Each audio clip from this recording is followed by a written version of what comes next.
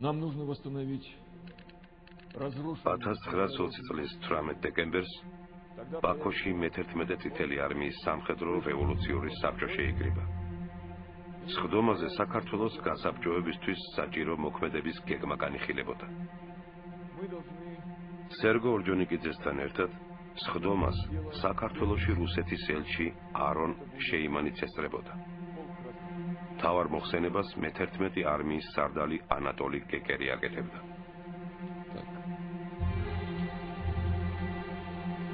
При вторжении в Грузию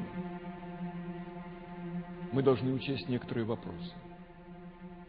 Во-первых, это международное обстоятельство и фактор Турции. Второе, наши силы, которые понадобятся в случае войны. Третье, численность и боеспособность грузинской армии. И последнее, обеспечение 11-й армии всем необходимым. Для проведения в Грузии успешной операции считаю нужным концентрацию следующих войсковых подразделений. В направлении Казах-Красный мост по 2 дивизии пехоты и кавалерии. Район Файло 1 пехотная, 2 кавалерийских дивизии. И, наконец, направление или Акстафа-Елизавет-Поль 2 пехотные дивизии. Итого 25 тысяч штыков, 4 тысячи сабель. Кроме этого, в районе Файло должны действовать 3 броневика. Для сдерживания противника мы должны будем вызвать части 9-й кубанской армии. В Абхазию примерно дивизию пехоты. Направление Владикавказа будут прикрывать части товарища X. Я уверен, если мы получим гарантии от Турции и будут решены тыловые проблемы, то оккупация Грузии займет не более 6 недель. У меня все. Хорошо. Что скажет товарищ Шейман? Какое положение сейчас в Грузии? Я недавно встречался с главой правительства Грузии с Ноем Жордания. Из разговоров с ним я мог бы заключить, что он стоит за соглашение с Россией. Но он является официальным представителем в переговорах и вынужден, может быть, говорить то, с чем он не согласен. Вы понимаете? Линия соглашения с Россией принята, очевидно, большинством правительства. Правительству Грузии приходится туго, но внутри нет сил, которые могли бы его свергнуть. Коммунистические силы обескровлены, рабочие такие же лавочники, как и само правительство. Крестьяне кое на чем успокоились. Вот армия, пожалуй, дралась без советской России. Там замечается некоторое бряцание оружием. Есть изменения в агентурных данных? По агентурным донесениям, Грузия в курсе наших планов и пытается усилить пограничные районы. Главная концентрация происходит в Барчальском уезде и у мостов на границе с Азербайджаном и Арменией. Но делается это с ошибками и непрофессионально. Какие ошибки? Есть какие-нибудь конкретные факты? Например, в Барчальском уезде. Грузинский генштаб вместо того, чтобы сгруппировать силы, разбил войска на мелкие части. Теперь в каждой деревушке стоит по роте.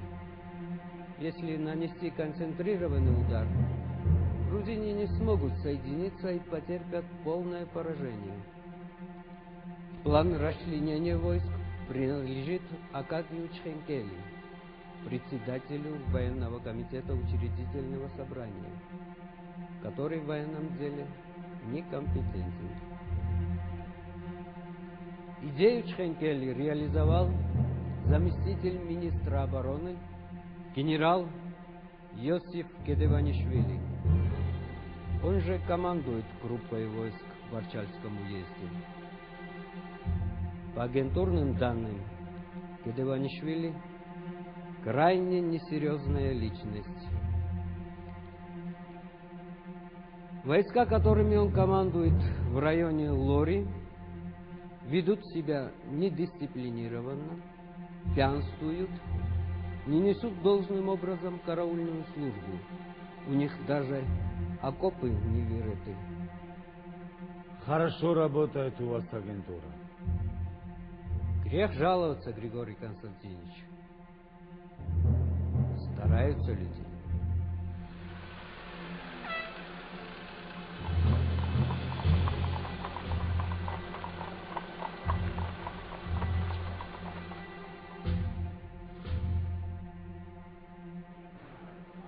საქართველოში კრემლის სადაზვერო ქსელს რუსეთის საელჩო ხელმძღვანელობდა.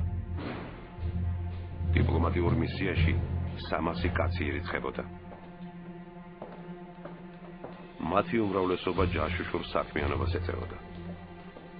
ამ სქემაში მთავარ როლს მეფის რუსეთის ყოფილი გენერალი სიტინი ასრულებდა, რომელიც სამხედრო ატაშედ იყო გაფორმებული. სიტინის ძირითად ამოცანას საქართველოს სამხედრო სისტემაში მიმდინარე პროცესებზე ინფორმაციის შეგროვება წარმოადგენდა.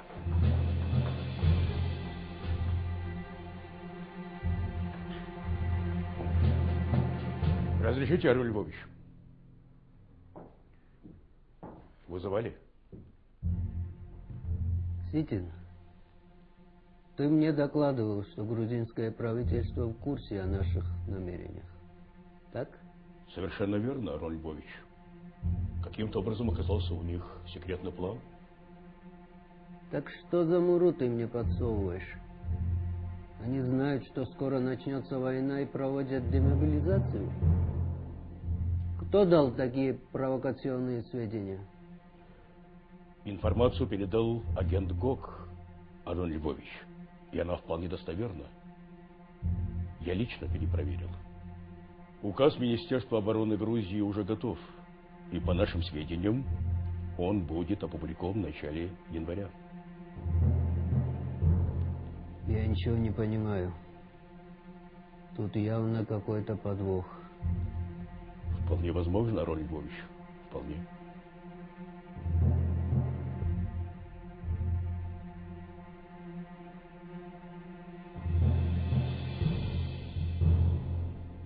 საქართველოს შეერაღებულ ძალებში დემობილიზაციის ინიციატორი სახალხო გვარდიის მთავარი შტაბი იყო. დემობილიზაცია გვარდიელთა უკმაყოფილებით იყო გამოწვეული, რომლებიც უვადო შვებულებაში გასვლას ითხოვდნენ. საქართველოში გვარდია 1917 წლის 12 დეკემბერს დაარსდა და მას წითელი გვარდია ერქვა. 1918 წელს საქართველოს სოციალ-დემოკრატიულმა მთავრობამ წითელი გვარდია სახალხო გვარდიად გადააკეთა. გვარდია პარტიულ სამხედრო ორგანიზაციად ჩამოყალიბდა, რომელსაც პარტიული ჩინონიკები მართავდნენ. ჟორდანიას მთავრობამ გვარდია არმიასთან შედარებით პრივილეგირებულ მდგომარეობაში ჩააყენა. ამის გამო პროფესიული ჯარი ქვეყანაში ბედის ანაბარად მიტოვებული აღმოჩნდა. სოციალ-დემოკრატები არმიას არ ენდობოდნენ. თვლიდნენ, რომ ოფიცრობა ძველი წყობის გადმონაშთია, რომელსაც სოციალისტური მთავრობის წინააღმდეგ შეიარაღებული გამოსვლა შეეძლო. აქვია, აქსენტი. ავარი ხარ აქსენტი. აბრამიშვილი ვარ. ოზურგეთიდან. თოფის პროდას ვიცი. რა ვაგეკადრებათ ბატონო? 915 წლიდან თოფი მიჭირავს. ოსმალების ომში 2 წელი ომობდი. გაიაბა. აგერ ლეონტის გაკრები ის აგარჩევინებს თოფს. მერე მოდი აქ და ხელი მოაწერე მიღებაზე. ლეონტი.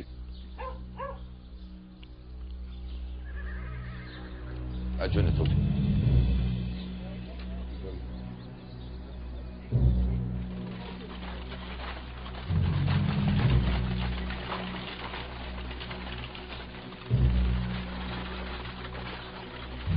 არმიასთან შედარებით უკეთ აღჭურვილი გვარდია საბრძოლო თვალსაზრისით სუსტი ერთეული იყო.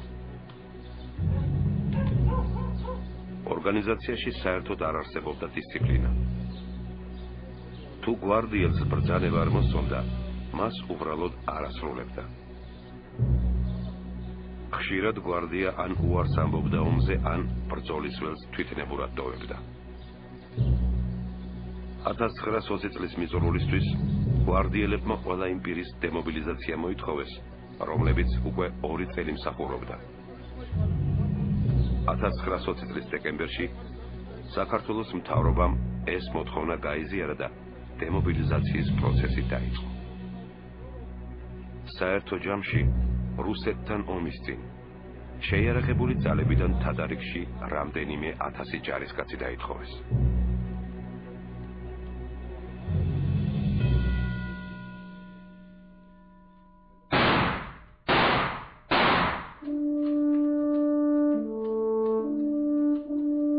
იუნკერთა სკოლის ტირში ნიკოლოზ ლორდ-კიფანიძე თითქმის ყოველ დღე დადიოდა.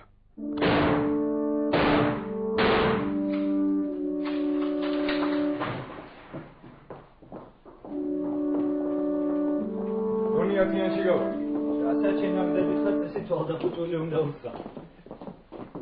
ყველაზე ხშირად ტირში ლორდ-კიფანიძესთან ერთად შალვა ერისთავს, ნიკოლოზ მათიკაშვილს და ზურაბ ტატიშვილს ხედავდნენ.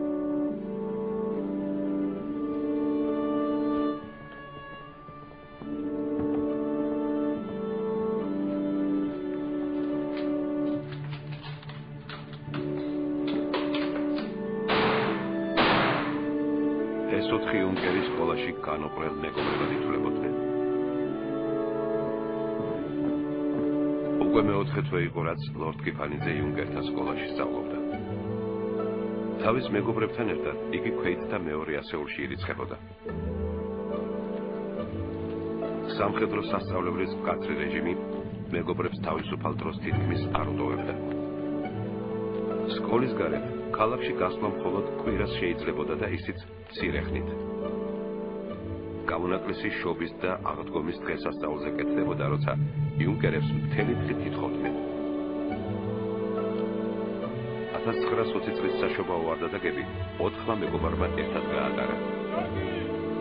იუნკერები საფეხმოქმედო საღამოზე მიიწვიეს, რომელსაც ნიკოლოზ ლორდ-კიფანიძის საწოლე მარიამ მენაბდე თავის ამხანაგებთან ერთად აწვდიდა. პავლო იაშვილს მოეწყინა ყვითელი დანტე. ვაქებდი შექსპირს, მაგრამ ფარდა შექსპირს ვარი. რა ვქნა, რომ ჩემთვის ბეთჰოვენი მხოლოდ ყრუარი და რომ წარსულმა ვერ გადმომცა მე ანდამანტი. ფიქრობ ლექსებით, ჩქარით დახან გველივით ზანტით, მაგრამ ყოველთვის მიხარია ცეცხლის ანთება. ჩემი ოცნების ნაპერწკალი ხალხ გადვუფანტე და უკვდავება ცივ ხელებით მე მელანდება.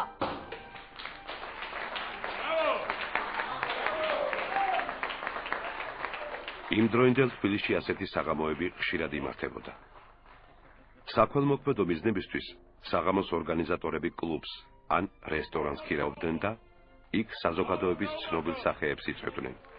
იკრიბებოდნენ პოეტები, მომღერლები, პოლიტიკოსები, უკრავდა საესტრადო მუსიკა, გაშლილი იყო სუფრები, გროვდებოდა შემოწირულობა.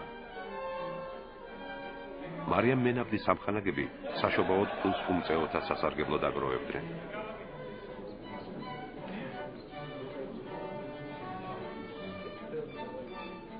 სხვებთან ერთად ამ ღონისძიებაზე პოეტები პაოლო იაშვილი და ტიციან ტაბიძეც მიიწვიეს.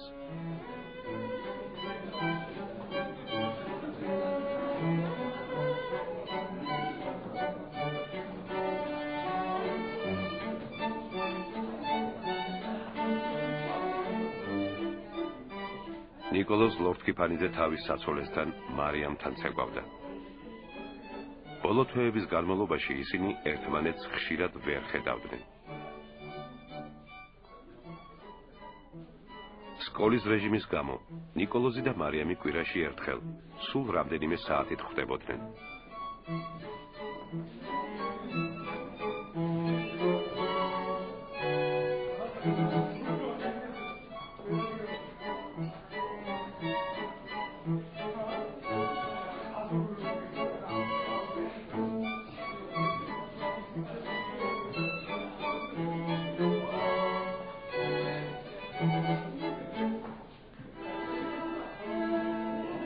საღამოზე შალვა ერისთავის შეყვარებული ანა ვასილევაც იყო. გუშინ ბიჭების სკოლის ტირში სროლას შევეჯიბრებოდით. სროლის წინ ჩავუთქვი, რომ თუ მიზანს მოვარტყავდი, მომავალ წელს თავარი სურვილი შემისრულდება. რა ჩაუთქვი? არის რა ჩაუთქვი. მერე? რა ვიცი. რა გიღუპია თავი შალვა? ისე სროლა თუ არ იცი, არც უნდა გესროლო.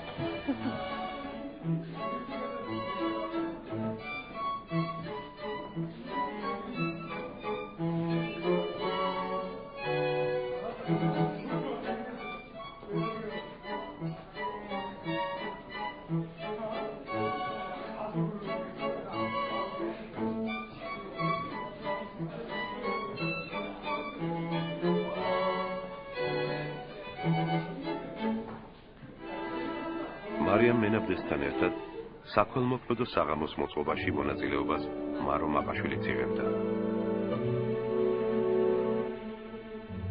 მარო ცნობილი პოეტის კოტე მაყაშვილის ქალიშვილი იყო. 19 წლის გოგონა უნივერსიტეტში სიბრძნის მეტყველების ფაკულტეტს ესწავლობდა. ვინც მას ახლოს იცნობდა, ყველა ამბობდა, რომ მარო თანატოლებისგან ძალიან გამოირჩეოდა. დღიურში, სადაც გოგონები ძირითადად რომანტიკული ხასიათის ჩანაწერებს აკეთებენ, მარო საქართველოს პრობლემებზე წერდა. მას პატრიოტიზმის გამძაფრებული გრძნობა ჰქონდა. საქართველოს ყველა უბედურება მაროს პირადი საპყივარი ხდებოდა.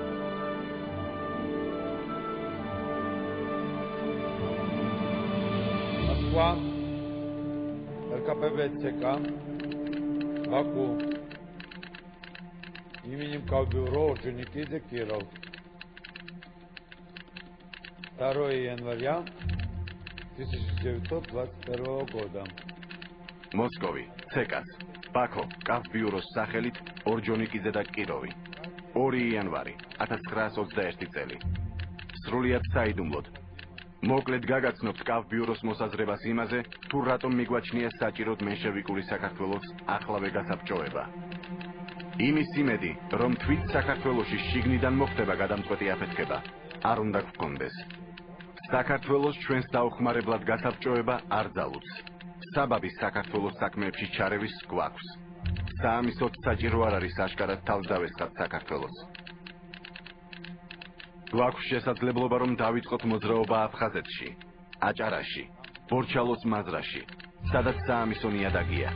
ამ მხრივ ჩვენი დახმარება შეუძლია აგრეთვე თურქეთსა და სომხეთს და შესაძლებელია შეიქმნას ისეთი ვითარება, რომ მხსნელებად მოვევლინოთ საქართველოს, რომელიც იხრწნება და ანარქიას ეძლევა. Спасителя Грузии.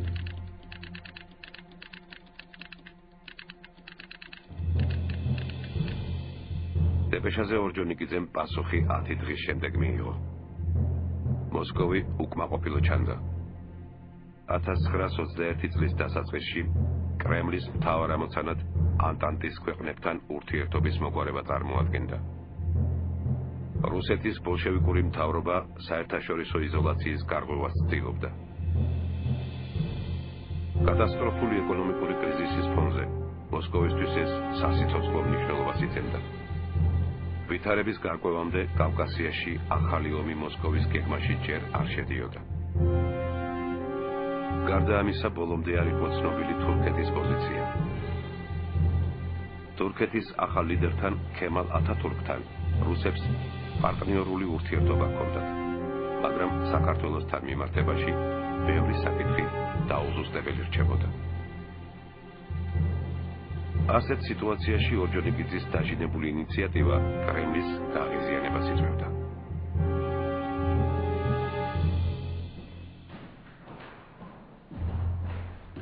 ამხანა გორჯონიკიძეს საქართველოს გასაბჭოებაზე კავბიუროს უარი ეთქვას.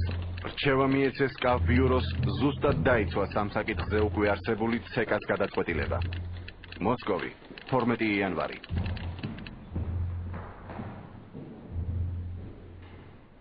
მიუხედავად ასეთი პასუხისა, ორჯონიკიძემ იცოდა, რომ საქართველოს წინააღმდეგ ინტერვენცია მალე დაიწყებოდა. ამის გარანტიას ის ფაქტი იძლეოდა, რომ მოსკოვმა ბაქოში მე-11 არმიის გაძლიერებისა და საქართველოს საზღვრებთან დამატებითი ძალების კონცენტრაციაზე კავბიუროს თხოვნა დააკმაყოფილა.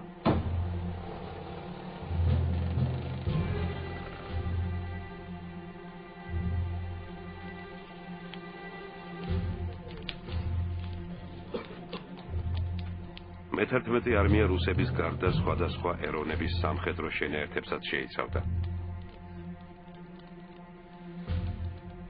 აქ იმყოფებოდა ჩრდილო კავკასიელებისგან შემდგარი შარიათის კოლონა, ბაქოს მუსლიმანთა პოლკი, ჩერქეზთა წითელ პარტიზანთა პოლკი, ყაზახ შამშადინის სომხური პოლკი, ჩინელ მოხალისეთა ბატალიონის ჯარისკაცები. თითქმის ყველა ნაწილში ირიცხებოდნენ ქართველი კომუნისტები, თუმცა მათი უმრავლესობა გიორგი ბარამიძის წითელ პოლკში იყო თავმოყრილი.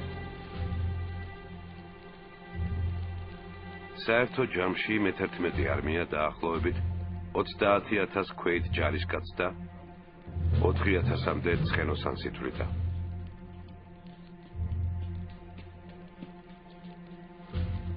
$1920 წლის ბოლოს ბოლშევიკებმა თეთრი გენერალი ვრანგელი დაამარცხეს. ბრძოლები შეწყდა დასავლეთის ფრონტზეც. ამან მოსკოვს საშუალება მისცა კავკასიაში დამატებითი ნაწილები გაეგზავნა. Товарищи красноармейцы, в скором будущем нам предстоит протянуть дружественную руку помощи нашим друзьям, пролетариям в Грузии. Вот что пишет об этом наша газета «Красный воин» в статье «Накануне восстания». Поводом для вторжения в Грузию может стать. მოსალოდნელ ომზე მე-11 არმიაში ღიად ლაპარაკობდნენ. მომავალ კამპანიასთან დაკავშირებით არმიის პოლიტსამმართველომ ჯარისკაცების აქტიური დამუშავება დაიწყო. პოლიტმუშაკებს სამხედრო ნაწილებში ბურჟუაზიული საქართველოს წინააღმდეგ აგიტაციის წარმოება დაევალათ. მე-9 დივიზიის 74 მსროლელი პოლკის მეორე ბატალიონის კომისარი ნიკიტა ხრუშჩოვი ჯარისკაცებში იდეოლოგიურ საუბრებს ყოველ საღამოს ატარებდა. Совершению антинародной меньшевистско-буржуазной диктатуры. То есть сейчас в Грузии у власти меньшевистское правительство, которое собирается подавить рабоче-крестьянское движение. 1921 წლის დასაწყისში რუსეთმა საგარეო პოლიტიკაში მნიშვნელოვან წარმატებას მიაღწია. იანვრის ბოლოს ბოლშევიკებმა ფაქტიურად დაასრულეს დიდ ბრიტანეთთან მოლაპარაკების პროცესი, რომელსაც ორ ქვეყანას შორის სავაჭრო ეკონომიკურ სფეროში მჭიდრო ურთიერთობის დამყარება უნდა მოჰყოლოდა. ლონდონთან შეთანხმების წყალობით კომუნისტებმა საერთაშორისო იზოლაცია გაარღვიეს. სავაჭრო სფეროში თანამშრომლობის სანაცვლოდ რუსეთი ცენტრალურ აზიაში დიდი ბრიტანეთის ინტერესებს უპირობოდ ცნობდა და ინდოეთსა და ავღანეთში რაიმე სახის ჩარევაზე უარს ამბობდა. თავის მხრივ ლონდონი აღიარებდა, რომ კავკასია რუსეთის შიდა პოლიტიკის საქმეს წარმოადგენდა. რუსეთი მსგავს მოლაპარაკებებს თურქეთთანაც წარმოებდა. თურქეთი არდაგანის, ართვინისა და ბათუმის ოლქებს ითხოვდა.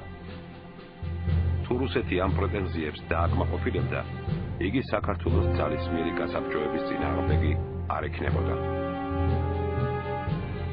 1921 წლის 26 იანვარს ლენინმა რუსეთის ბოლშევიკური პარტიის ЦК-ს პლენუმზე საქართველოს გასაბჭოების საკითხი დააყენა.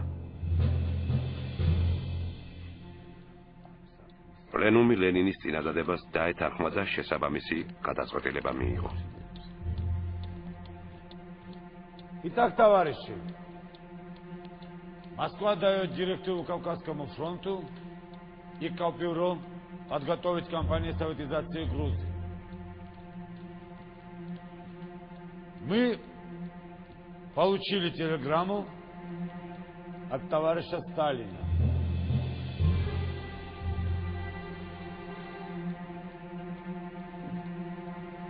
Товарищи, ЦК приняло решение о проведении подготовительных работ для военного вмешательства и оккупации Грузии. Троцкий уверяет, что на Кавказском фронте у нас слабые силы. Поэтому ЦК посылает запрос Кавказскому фронту, чтобы выяснить, какие дополнительные меры потребуются для успешной кампании. Обязательно пришлите на мое имя справку. Можем ли мы надеяться на полную победу теми силами, которые имеются в распоряжении 11-й армии? Я и Ильич ждем ответа. Сталин. 28 января 1921 года. Может, Троцкий и сомневается в наших силах, но мы не сомневаемся. С сегодняшнего дня все части 11-й армии переходят на казарменное положение. Ильява подготовит соответственное постановление. Нужно привести в порядок все тыловые службы, снабдить боеприпасами и продовольствием, в первую очередь те подразделения, которые находятся у границы с Грузией. Послать запрос в ЦК Армении, выяснить, как продвигается подготовка к восстанию в Барчалском уезде. На сегодня все. Все свободны. Борис, ты останься.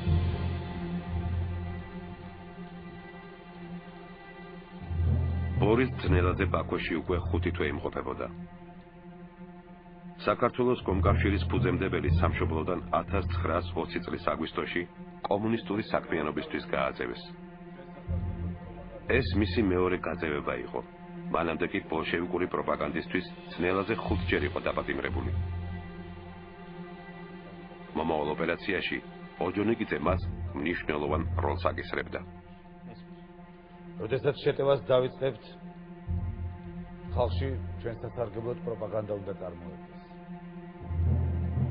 კომკავშირში ბევრი ქართველი ახალგაზრდა, რომლებსაც ხალხის დარწმუნება შეუძლია. ამის აგიტაცია შემდეგაა. მოძებნეს სანდო აგიტატორები და გააგზავნეს საქართველოში. მესმის.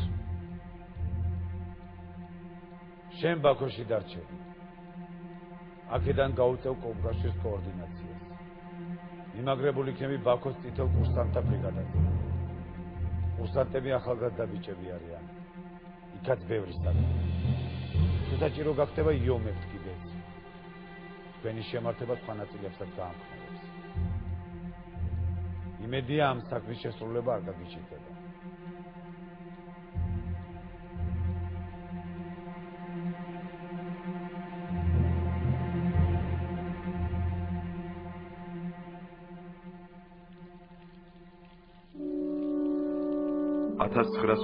წლის 27 იანვარს ანტანტის უმაღლესმა საბჭომ, რომელშიც მთავარ როლს საფრანგეთი და ინგლისი ასრულებდა, საქართველოს დამოუკიდებლობა დე-იურედ ცნეს. საქართველოს საერთაშორისო პოლიტიკის სრულუფლებიანი წევრი გახდა.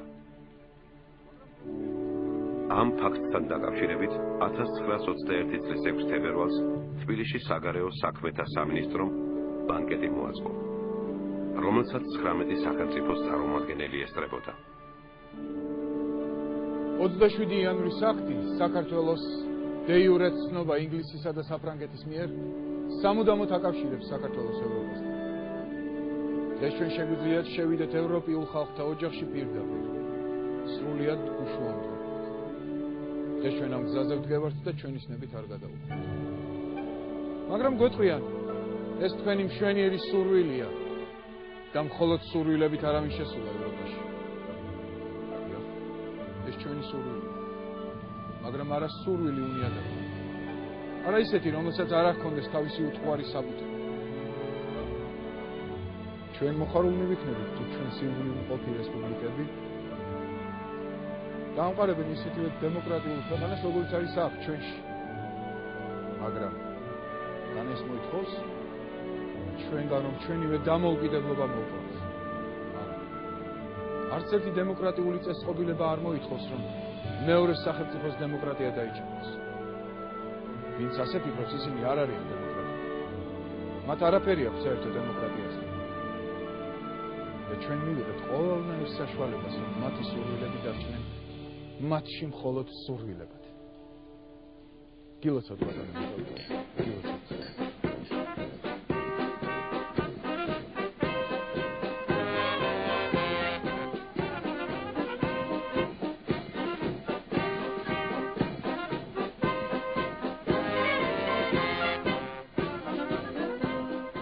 მიუხედავად აღიარებისა, ევროპის წამყვანი სახელმწიფოები საქართველოს მაინც რუსეთის გავლენის სფეროდ განიხილავდნენ. მოსკოვის ინტერესების გათვალისწინებით 1920 წლის მიწურულს საქართველო ერთა ლიგაში სწორედ ინგლისისა და საფრანგეთის წინააღმდეგობის გამო არ მიიღეს. ევროპა წითელი რუსეთის ზედმეტად გაღიზიანებას ერიდებოდა. 6 თებერვალს, როდესაც ნოე ჟორდანიას მთავრობა ბანკეტზე აღიარებას ეიმობდა, ორჯონიკიძემ მოსკოვში საიდუმლო დეპეშა გააგზავნა. ლენინს და სტალინს, ბაქო, 6 თებერვალი 1921 წელი. საქართველოს საბოლოოდ გადაიქცა მსოფლიო კონტრრევოლუციის შტაბად ახლო აღმოსავლეთში. აქ მოქმედებენ ფრანგები, აქ მოქმედებენ ქიაზინი და მთიელთა მთავრობის წარმომადგენლები. აუცილებელია სასწრაფოდ დაიწყოს საქართველოში აჯანყება და მისი გასაბჭოება.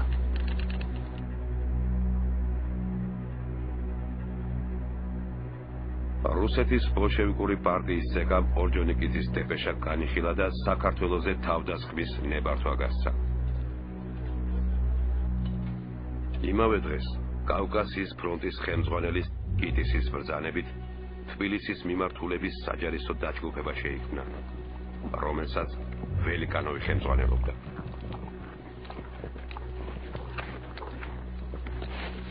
წითელი არმია საქართველოზე შეტევისთვის მზად იყო.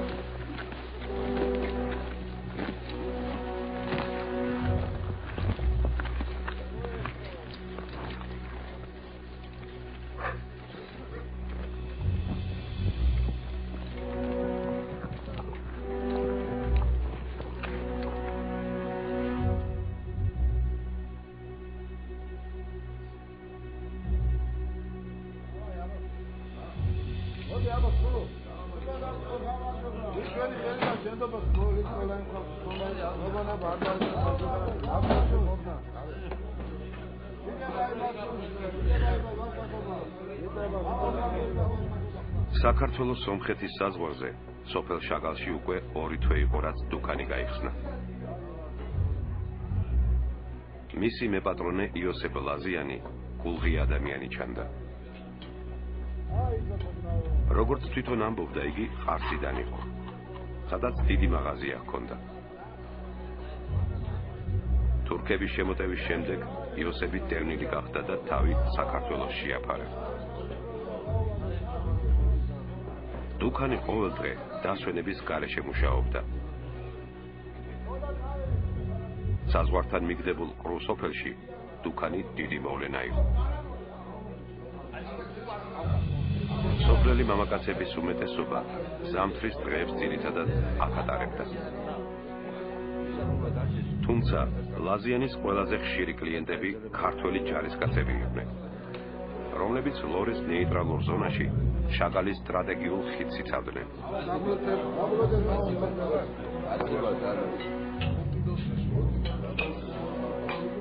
პოლკოვნიკ აბესალომ გაფრინდაშვილის მეთაურობით სოფელში გვარდიის ბატალიონი იდგა. ჯარისკაცები სოფლის მაცხოვრებლებთან მეგობრულ დამოკიდებულებაში იყვნენ. მათთან ერთად დუქანში ხშირად იზრდებდნენ და დილამდე ქეიფობდნენ. 1921 წლის 10 თებერვალს დუქანში განსაკუთრებული ხალხმრავლობა იყო. 13 თებერვალს ქართულ შენაერთებს ლორეს ნეიტრალური ზონა უნდა დაეტოვებინათ. სოფელ შაგალს ტოვებდა გაფრინდაშვილის ბატალიონიც. ქართველი გვარდიელების გასაცილებლად ლაზიანმა თავის დუქანში სუფრა გაშალა. Я хочу выпить за тебя, Абесалом, дорогой. Абесалом, ты мне как брат. Ты уже как родственник. Ты мою дочку Гаяне крестил. Как и Марджос, Абесалом. Спасибо, Иосиф. Ты хороший человек. Уматудев. Это от меня. На память. Спасибо, дорогой. Ты скоро отсюда уедешь. Узнай. Наша дружба навсегда останется. Я всегда буду помнить про вас. А когда вы уходите? Послезавтра. 13 утром. Все уходите? А кто будет границу охранять? Ты гравите, чем уйдешь. Сколько ты вопрос задаешь, а? Лучше давай выпей. Как и Марджус.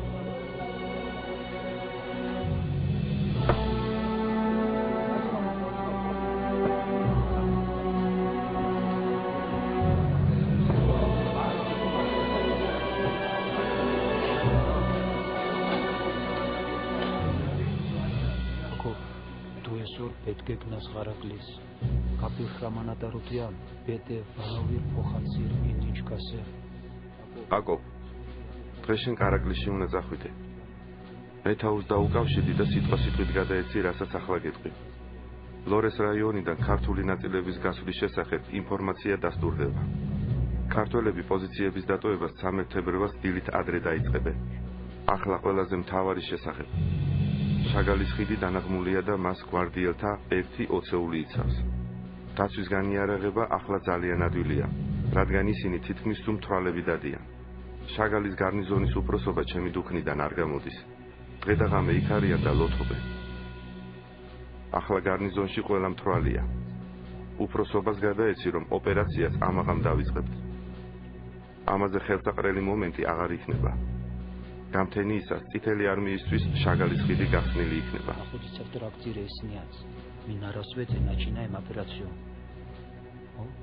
Лучше.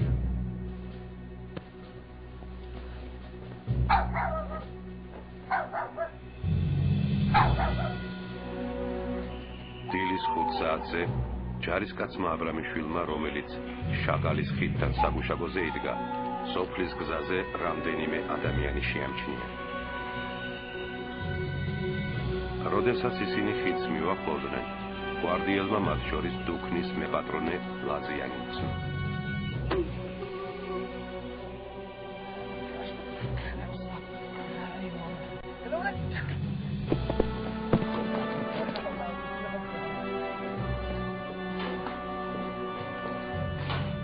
აბრამიშვილის მსგავსად ლაზიანის ჯგუფმა დუქანში მყოფი ყველა ქართველი ჯარისკაცი ამოხოცა. მათ შორის ლაზიანის ბავშვის ნათლია, ბატალიონის მეთაური აბესალომ დამფრინდაშვილი.